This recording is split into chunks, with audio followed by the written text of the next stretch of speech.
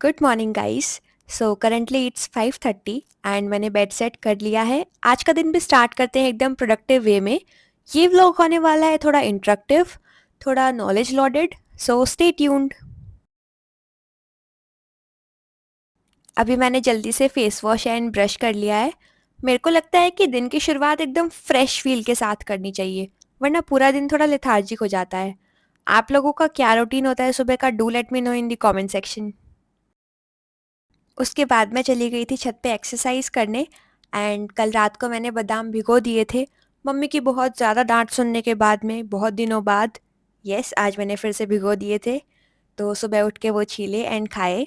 ये एक healthy habit है, कंसंट्रेशन और मेमोरी दोनों इम्प्रूव करती है। बट आपको ये याद रहना चाहिए कि मेरे को सुबह खाने हैं तो रात को भिगोने पड़ेंगे। अगर आपको ये याद रह जाता है तो it's a very good habit. तो ये खाते-खाते साथ ही साथ मैंने एथिक्स का रिवीजन किया। तो अभी तक जितनी क्लासेस करके एंड जितना सर ने बोला है कि ethics is not just a subject, बल्कि एक पर्सपेक्टिव है जिससे आप दुनिया को देखते हो। मैं कंपाइलेशन पीडीएफ से रिवाइज कर रही थी और मेरे को लगता है ना, एथिक्स में सबसे बड़ा रोल होता है एग्जाम्पल्स का। तो रिवीजन के टाइम थोड़ा सा अपने आसपास के रियल लाइफ एग्जाम्पल्स ढूंढना बहुत हेल्पफुल होता है। सुबह सुबह मैं मेरा दिमाग दौड़ा रही थी। पीडीएफ थोड़ी लंबी भी थी तो चीज़ें याद करने में, रिवाइज करने में थोड़ा टाइम लग गया। ब्रेकफास्ट में मैंने खाया पोहा एंड एक बनाना। उसके बाद मैं नहाने चली गई थी ताकि आगे वाला स्टडी सेशन फ्रेश होके लगा सकूं। फिर मैं एथिक्स पढ़ने बैठ गई थी और अब मैं आप लोगों को टॉपिक बताने वाली हूँ जो भी मैंने आज पढ़ा। एथिक्स के अंदर ना अलग अलग डायमेंशंस कवर किए जाते हैं। आज के दिन मैंने जो पढ़ा उसकी छोटी सी समरी आपके साथ शेयर करती हूँ। तो देखो, एथिकल एआई, आर्टिफिशियल इंटेलिजेंस का यूज़ ह्यूमन वैल्यूज़ के साथ अलाइन होना चाहिए। डिस्क्रिमिनेशन या फिर अनएथिकल वैल्यूज़ हमें अवॉइड करनी ज़रूरी होती हैं। उसके बाद है साइबर एथिक्स, मतलब हमें ऑनलाइन स्पेस में privacy, data protection and responsible behaviour रखना चाहिए। फिर आता है बायो एथिक्स। बायोटेक्नोलॉजी और जेनेटिक इंजीनियरिंग में एथिकल बाउंड्रीज मेंटेन करना is very very important.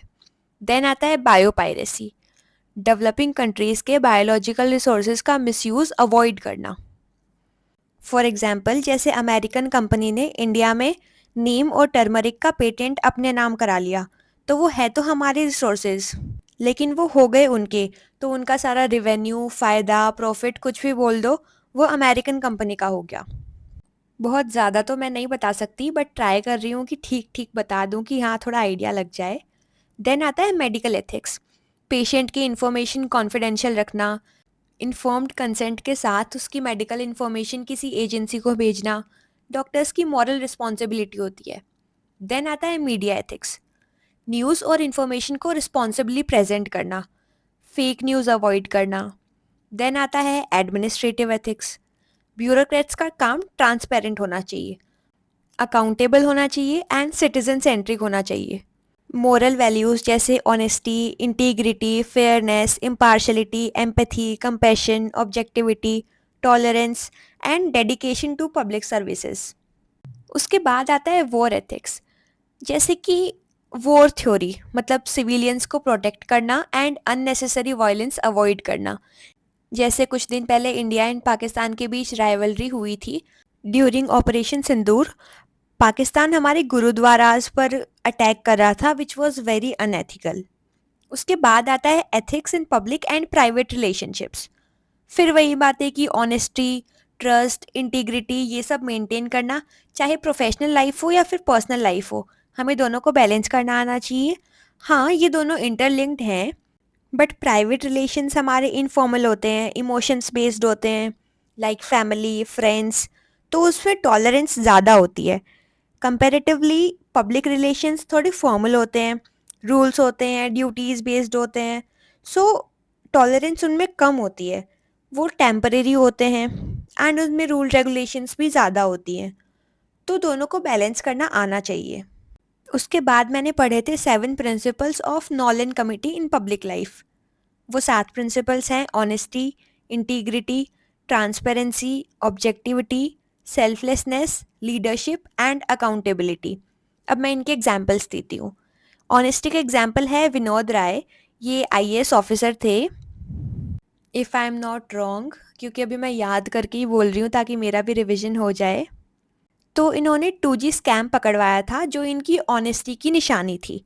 Then आते हैं इंटीग्रिटी पे। इंटीग्रिटी मतलब कंसिस्टेंटली बीइंग ऑनेस्ट। इनके एग्जाम्पल हैं V Sagayam, if I am not wrong again. इन्होंने ना एंटी करप्शन ड्राइव चलाई थी। ये तमिलनाडु कैडर के थे, आईएएस ओनली। सो इससे हमें पता चलता है कि he was very honest and against corruption. So it's a very good thing again. फिर आते हैं ट्रांसपेरेंसी पे। देन इसका कोई एग्जाम्पल मुझे याद नहीं आ रहा है अभी। आई डोंट थिंक सो अगर सर ने बोला भी होगा। ऐसे ही लीडरशिप के एग्जाम्पल हैं आईपीएस हर्ष पोदार, जो बहुत अच्छे लीडर थे। एंड इसका एक कोट भी बताया था कि a leader is one who knows the way, मतलब कैसे गाइड करते हैं लोगों को, कैसे हम लीडरशिप क्वालिटी लोगों को शो करते हैं, वैसा ही कुछ। Accountability is a very important thing. आप जो कर रहे हो वो सिटीजन्स के वेलफेयर में कर रहे हो, and you should be accountable to them whenever they question your thought process और the work you have done. तो आपको बताना आना चाहिए कि यस ये काम मैंने किया एंड ये काम मैंने इसलिए किया। सो अब मेरे को कमेंट्स में ये बताना कि मैं ये सब कंटिन्यू करूँ या फिर ऐसे ही छोड़ दूँ। मतलब जैसे नॉर्मल व्लॉग्स होते हैं मैं खुद का ज्ञान नहीं बांटूँ, वैसे it was more of a revision part. मतलब मेरा भी रिवीजन हो जाता है मैं ऐसे बोलूँगी तो, एंड आप लोगों को भी कुछ वैल्यू गेन होगी, तो मेरे हिसाब से ये ठीक है। एंड ये सब पढ़ के मुझे लगा कि एथिक्स हमारे रियल लाइफ से कितना ज़्यादा इंटरकनेक्टेड है। यूपीएससी के लिए तो पढ़ना ही है, बट एक्चुअली लाइफ के लिए भी कितना कुछ सिखाता है। तो आज के लिए बस इतना ही ज्ञान दूंगी। मेरे को बताना अगर कंटिन्यू करना है तो, वरना रहने देंगे यार।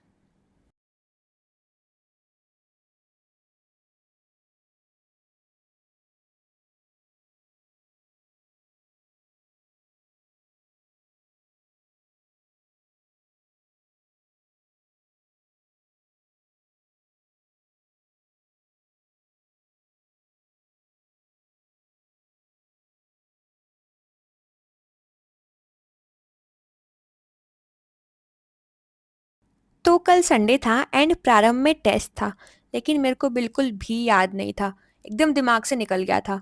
फिर मेरे को क्लास करते करते याद आया, ओ माय गॉड, कि मैंने टेस्ट तो दिया ही नहीं। तो मैं फटाफट से टेस्ट देने गई और एंड मेरी राइट शॉकिंगली टेस्ट नहीं फर्स्ट दे रैंक पाई आई। थी तो मेरे को पहली रैंक बात तो थोड़ी। समझ में ही नहीं आया कि जब मेरे मार्क्स 41 पॉइंट कुछ आए हैं 70 में से, तो फर्स्ट रैंक कैसे आ गई।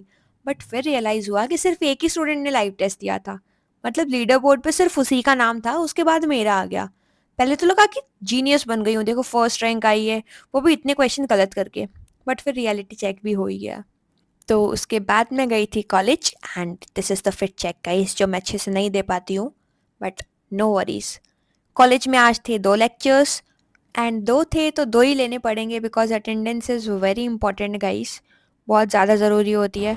कितनी बारिश हो रही हो, कितनी धूप हो, तुम थके हुए हो, तुम्हारा मन नहीं है, तुम्हें पढ़ना है, बट क्लासेस तुम्हें करनी पड़ेंगी। तो I was G20 done with summit the होती है फर्स्ट बहुत लेक्चर सारी कंट्रीज एंड की। उसके बाद सेकंड लेक्चर भी। आज मैं फर्स्ट बेंच में बैठी थी बिकॉज क्लास में थोड़ा लेट पहुंची थी तो वही खाली थी। एंड फिर मुझे दिखाई ये डोरेमोन। मतलब लोग कितने ज़्यादा क्रिएटिव हैं, हाउ क्यूट। उसके बाद मैं चली गई थी badminton court, and this is the sports ground of Hansraj college, जिसमें कंस्ट्रक्शन चल रहा है, मतलब बाहर की साइड वॉल्स पे। एंड पूरे कॉलेज में ही कंस्ट्रक्शन चल रहा है। सो फिर मैं 2 बजे पीजी वापस आई।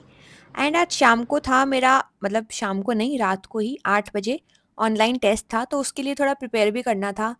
लंच नहीं किया मैंने बिकॉज मेरा मन नहीं कर रहा था, एंड भूख भी नहीं लग रही थी। क्यों नहीं लग रही थी मेरे को नहीं पता, बट नहीं लग रही थी तो मैंने नहीं किया। तो उसके बाद मैंने कॉलेज का पढ़ना स्टार्ट किया एंड उसके बाद मैं सो गई थी बिकॉज नींद आने लगी थी। जल्दी भी उठी थी एंड टेस्ट के लिए माइंड फ्रेश होना बहुत ज़रूरी था। तो उठी, उठने के बाद मैंने सबसे पहले बॉटल भरी क्योंकि खाली हो गई थी। मैं बहुत पानी पीती हूँ, अच्छी बात है, आप लोग भी पिया करो।